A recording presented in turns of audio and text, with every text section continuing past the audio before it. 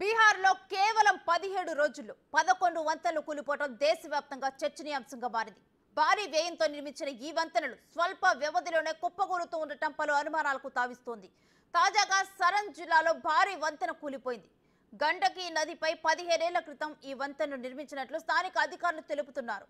ఈ ఘటనలో ఎవరికీ ఏమీ కాలేదని అధికారులు తెలియజేస్తున్నారు.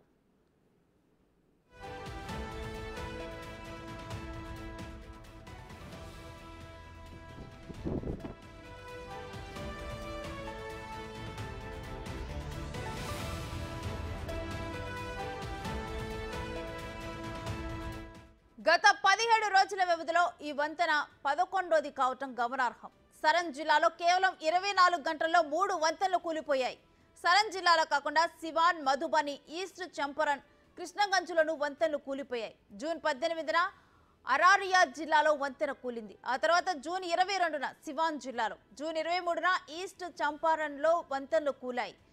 దుయోరియాలో గండకీ నదిపై నిర్మించిన 40 ఏళ్ల నాటి వంతెన పిల్లర్ కుంగిపోవడంతో ప్రమాదం జరిగింది.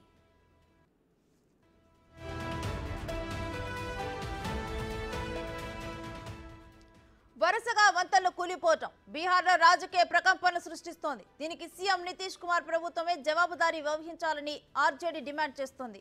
కాగా రాష్ట్రంలోని అన్ని పాత వంతెనలపై సర్వే నిర్వహించి తగిన మరమ్మతులు చేయాలని సీఎం నితీష్ కుమార్ ఆదేశాలు జారీ చేశారు. వంతెనల నిర్వహణకు సంబంధించిన విధి విధానాలను తయారు చేయాలని సూచించారు. రాష్ట్ర వ్యాప్తంగా కూలిపోయే దశలో ఉన్న వంతెనలను గుర్తించాలని అధికారులను ఆదేశించారు బీహార్ సీఎం. వంతెనల నిర్వహణ విషయంలో అధికారులు ఏమాత్రం నిర్లక్ష్యం వహించకూడదని తేల్చి చెప్పారు సీఎం నితీష్.